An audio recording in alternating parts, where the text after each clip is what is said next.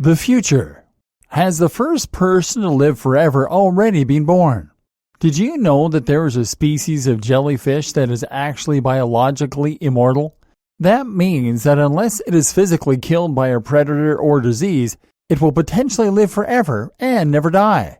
This is possible because the jellyfish known as a Turritopsis nutricula is able to revert back into its polyp form, much like Doctor Who, and rejuvenate all of its cells as it does.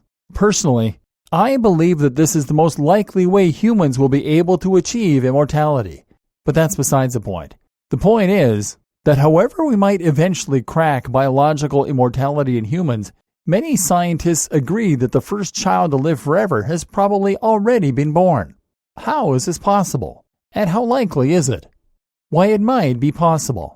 People are getting older and older all the time, as we generally learn more about how to live healthy lives, fight illness, and improve our diets and lifestyles. We smoke less, we eat better diets, we drink cleaner water, and we take better medication. Already, people are living longer than they did 100 years ago, with the oldest person so far has lived to an impressive 122 years and 164 days. There are claims of older, but this is the oldest verified claim.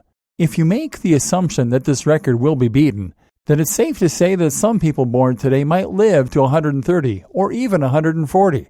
That means that they'll die in the year 2153, by which time technology is likely to be unrecognizable. It has changed drastically in the last 100 years, but according to Moore's law, which states that technological improvement occurs exponentially rather than linearly, the jump should be far greater over the 100 that are to follow. Popular life extension techniques.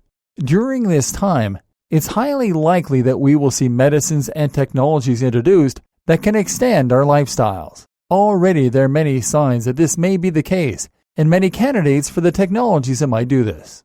For instance, a recent study by the Institute of Regenerative Medicine in Pittsburgh demonstrated that the lifespans of mice could be increased by 200% using injections of stem cells taken from younger mice.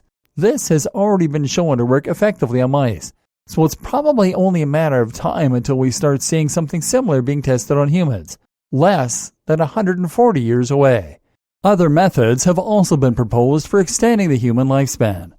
Gene doping techniques, for instance, have been used to increase the resilience and function of mitochondria, the energy-generating batteries that surround our cells, and also protect them from oxidative damage. Predictions suggest that such treatments could increase our lifespans by up to 30%, while also providing us with added protection against cancer and even burns. Telomeres might also play a role. These are the bookends that sit on either end of our DNA strands and provide a buffer to protect our genes from damage during mitosis. Essentially, each time our cells split in order to reproduce, some of our DNA gets lost at either end. This doesn't matter too much during our early years, because all we're losing are bits of our unimportant telomeres. Once those telomeres are gone, though, the damage starts to affect the more important parts of our DNA, and we start to age. Methods that could rejuvenate those telomeres, then, might well stand a chance of also extending our lifespans. Imagine this scenario.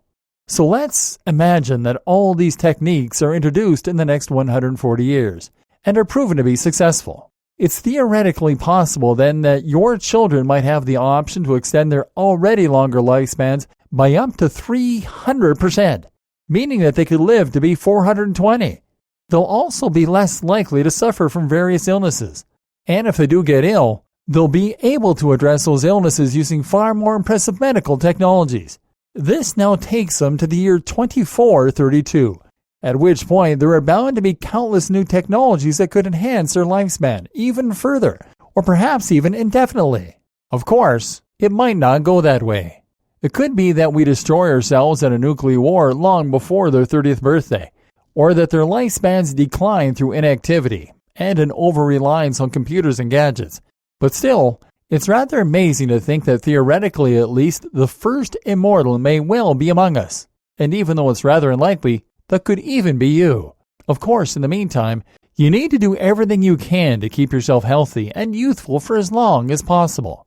Follow the advice in this training. Live by it. Swear by it. It might just help you to live forever.